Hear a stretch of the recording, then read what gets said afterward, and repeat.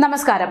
2 വർഷങ്ങൾക്ക് മുമ്പ് കൃത്യമായി പറയുകയാണെങ്കിൽ 2022 ജൂൺ മാസത്തിൽ ഏറെ ചർച്ച ആയിട്ടുള്ള ഒരു വിഷയമായിരുന്നു AKG ബോംബ് സ്ഫോടനം. അത് ഓർമ്മയുണ്ടല്ലോ. അന്ന് AKG സെന്ററിന്റെ എതിരെയുണ്ടായിരുന്ന പാർട്ടി ഫ്ളാറ്റിൽ കിടന്ന് ഉറങ്ങിയിട്ടുള്ള ശ്രീമതി ടീച്ചർ ഈ വിഷയത്തിൽ അഭിപ്രായം പറഞ്ഞതും ഓർക്കേണ്ടതുണ്ട്.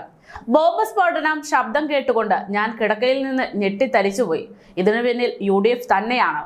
ഇങ്ങനെയെല്ലാമായിരുന്നു ടീച്ചർ വിഷയത്തിൽ പ്രതികരിച്ചത്. ശ്രീമതി ടീച്ചറുടെ ഈ വാവിട്ട പ്രതികരണത്തിനെതിരെ UDF കോടതിയിലേക്ക് പോകുകയും ചെയ്തു. ഇപ്പോൾ ആ വിഷയത്തിൽ ഒരു അന്തിമ തീരുമാനമായിക്കൊണ്ടിരിക്കുന്നു എന്ന റിപ്പോർട്ടുകളാണ് പുറത്തുവരുന്നത്.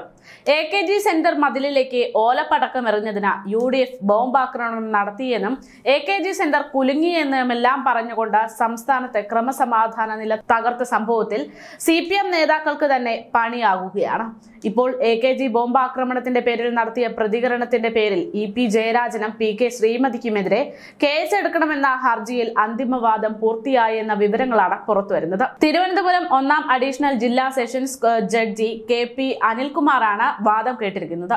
കേസിൽ ഈ മാസം 31-ന് വിധി പറയുമെന്നാണ് റിപ്പോർട്ട്. പരാതിക്കാരനായ പായ്ശ്ര നവാസ് പൊതു താൽപര്യ വ്യവഹാരങ്ങൾ നേരിട്ട് നൽകിയതും വാദിച്ചും കോടതിയുടെ വിലപ്പെട്ട സമയങ്ങൾ കളയുന്ന വ്യക്തിയാണെന്നും ആയതിനാൽ കഴമ്പില്ലാത്ത ഈ പരാതി തള്ളണമെന്നും EP ജയരാജനും PK ശ്രീമതിക്കും വേണ്ടി ഹാജരായ മുതിർന്ന അഭിഭാഷകനും മുൻ ദേവസ്വം ബോർഡ് പ്രസിഡന്റുമായ രാജഗോപാലൻ നായർ ജില്ലാ കോടതിയോട് ആവശ്യപ്പെട്ടിട്ടുണ്ട്.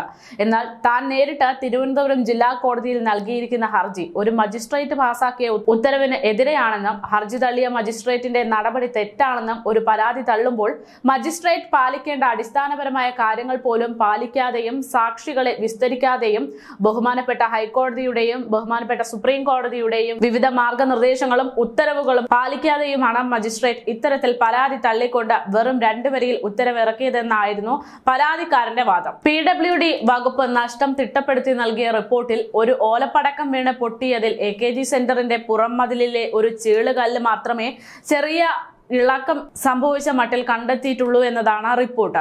ഇരു കക്ഷികളുടെയും വിശദമായ വാദങ്ങളും പബ്ലിക് പ്രോസിക്യൂട്ടറുടെ വാദവും കേട്ട കോടതി ഹർജിക്കാരന്റെ കീഴ്ക്കോടതി ഉത്തരവിലെ പിഴവുകൾ ചൂണ്ടിക്കാട്ടിയുള്ള ഹർജി ന്യായമല്ല എന്നും സാക്ഷികളെ പോലും വിസ്തരിക്കാതെ ഒരു പരാതി എങ്ങനെയാണ് തള്ളുക എന്നും കോടതി ചോദിച്ചു. ഹർജിക്കാരൻ പരാതിയിൽ സൂചിപ്പിച്ചിരുന്ന KPCC പ്രസിഡന്റ് K സുധാകരൻ, പ്രതിപക്ഷ നേതാവ് VD സതീശൻ, മാധ്യമപ്രവർത്തകർ ഉൾപ്പെടെ 8 സാക്ഷികളെയും വിസ്തരിക്കണമോ എന്ന് ജഡ്ജി അനിൽകുമാർ ഹർജിക്കാരനോട് ചോദിച്ചപ്പോൾ 8 പേരെയും സാക്ഷികളായി വിസ്തരിക്കണമെന്ന് ഹർജിക്കാരൻ പറഞ്ഞതിനെ കോടതി അംഗീകരിച്ചിരിക്കുകയാണ്.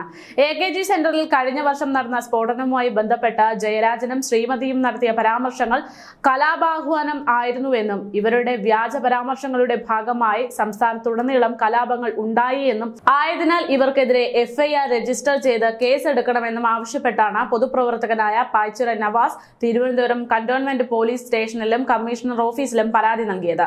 എന്നാൽ ആ പരാതിയിൽ 1 മാസം കഴിഞ്ഞിട്ടും നടപടികൾ ഉണ്ടാകാത്തതിനാൽ തിരുവനന്തപുരം JSMC 3 കോടതിയിൽ ഹർജി നൽകിയിരുന്നു. 2 മാസങ്ങൾക്ക് ശേഷം ഈ ഹർജി കോടതി തള്ളുകയും ചെയ്തു. ഈ നടപടിക്കെതിരെയാണ് ഹർജിക്കാരൻ 1 വർഷത്തിന് ശേഷം തിരുവനന്തപുരം ജില്ലാ കോടതിയെ വീണ്ടും സമീപിച്ചിരിക്കുന്നത്.